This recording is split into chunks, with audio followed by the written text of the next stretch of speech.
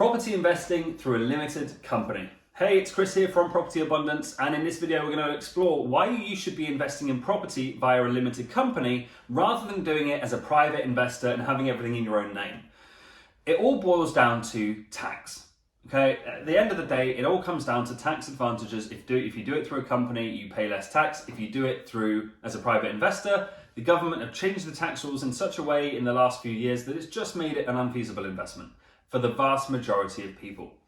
So why should you be investing as a company? Well, the first one is that it's tax advantages. Now, straight away, if you're a higher rate taxpayer and you own a property and you're already paying higher rate tax, as soon as you make £1 of profit from that property, you're going to lose 45p of that to the government in taxes. Whereas if you're investing as a company, the first £500,000 of profit that you make is taxed at 19%. Anything above that is taxed at 25%. So straight away you cut your tax bill from 45p on the pound down to 19p on the pound until you're making £500,000, at which stage I'm pretty sure you're happy with paying the extra few pence. Now the second one is what came in called Section 24. Now this was a tax change that came in a few years ago now, and this basically means that for anybody who again is a higher rate taxpayer, you can no longer deduct any of your finance costs. Now again, bearing in mind that with property, our biggest cost in operating our properties is, generally speaking, a mortgage or the interest on a mortgage. Now before this change, you could take off that cost as an expense of running your business. So if you had a mortgage and you were paying £600 a month in interest for your mortgage, that came off your bill before you had to calculate your tax liability. So let's say you've got £1,000 of income from the property, you've got a £600 mortgage, maybe £100 for maintenance, you've left with £300 of profit and you get taxed on that £300 number. Now, after Section 24, you get taxed on the amount before deducting the cost of your finance. You've still got to pay that cost, it doesn't go away, it's not disappeared, but you're calculating your tax on money that you literally have not earned. Okay, now don't look for the logic in this, we're talking about HMRC here. It doesn't have to make sense, they're just going to take your money. So this has just completely destroyed the traditional buy-to-let property market because people can't make enough as private investors to cover the cost of their mortgage and make a realistic income after the amount of tax that they now have to pay. However, this tax change does not apply to businesses.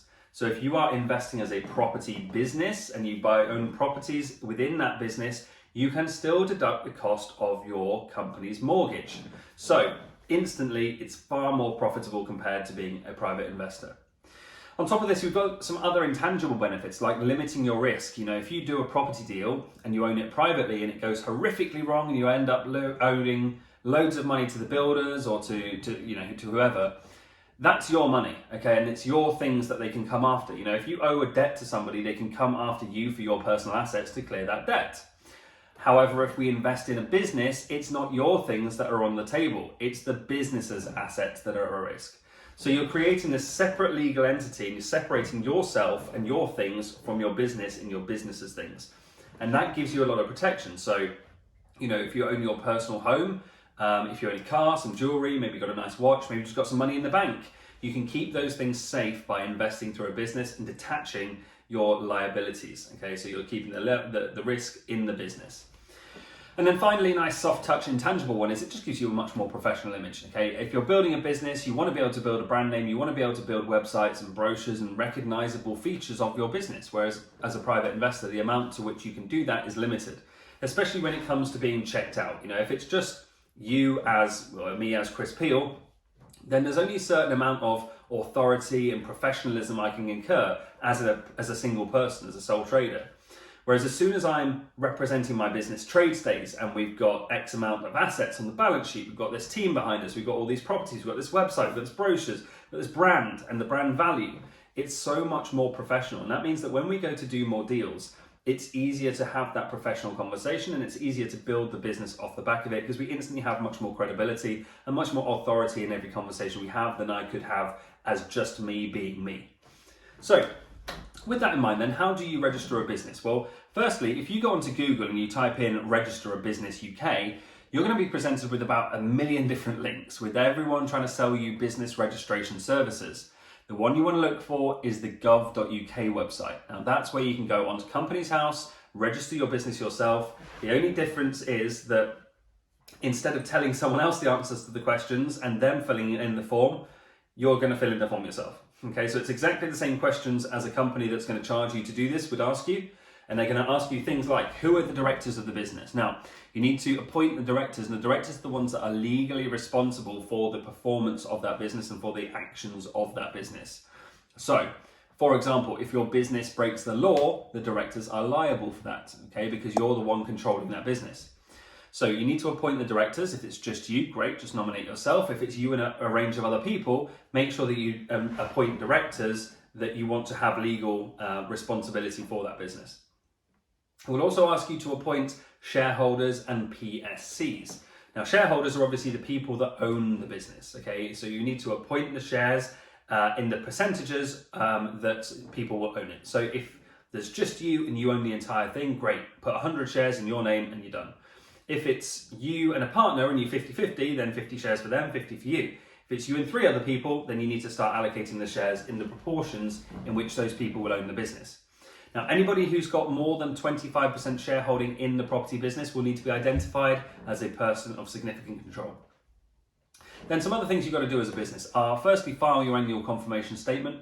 That means every year you put the confirmation statement back in, you confirm the activities of the business are still the same, the directors are still the same, the shareholders are still the same, and basically all the information that you give them when you register the business, you're just confirming that that is still the case. You need to pay your corporation tax. Now, we've already said that's 19% on profits less than 500k and 25% on profits above 500k. And you'll need to pay VAT if you're going to run a serviced apartment business once you reach in excess of £85,000 a year of turnover. So they are your responsibilities as a property business. Okay, so there's good advantages for doing it, but it does come with these added responsibilities, added things that you've got to do. There's a few other things as well. Firstly, it's going to open up the corporate finance market to you, where financial institutions loan money to businesses as opposed to private investors. Now, this is a great way for you to be able to raise bridging loans, development finance, and corporate mortgages, which again come with those tax advantages of still being able to deduct the cost of the finance. So straight away, you have a different, more professional level of market available for you for finance products. It's going to mean that when it comes to financing auction purchases, flips, buy, refurb, refinance projects, these kind of acquisition projects where you're buying something, doing something with it with an end goal of either selling it or refinancing it, you have a lot of options for this within that corporate finance world. Now, when it comes to getting money out of your business, which ultimately you're going to have to do if you want to pay yourself, because obviously as a private investor, it's all coming to you and you're paying your income tax based on that. With a property business, there's 2 ways you can do it. Firstly, you could just pay yourself a massive salary and take the income tax hit, but then there's no benefit of doing it within a business compared to doing it as a private investor, apart from the fact you can still deduct your finance costs. But what you really want to do, then the most tax efficient way of doing it is to pay yourself a salary up to the 40% tax bracket and not into, and then anything else you want to take beyond that, you'll take as dividends. Now again, it is a little bit more nuanced than that because you'll want to take, obviously there's different bands of dividend tax as well as income tax. So you'll want to take different proportions in different states. Now, if you want to find out what's going to be right for you, then make sure you book a call with my team and we can help tailor this advice to you and your situation a bit better, because it depends what you're currently earning and what your goals are as to the best ways to take money out and whether having a property business in the first place versus being a private investor is actually right for you.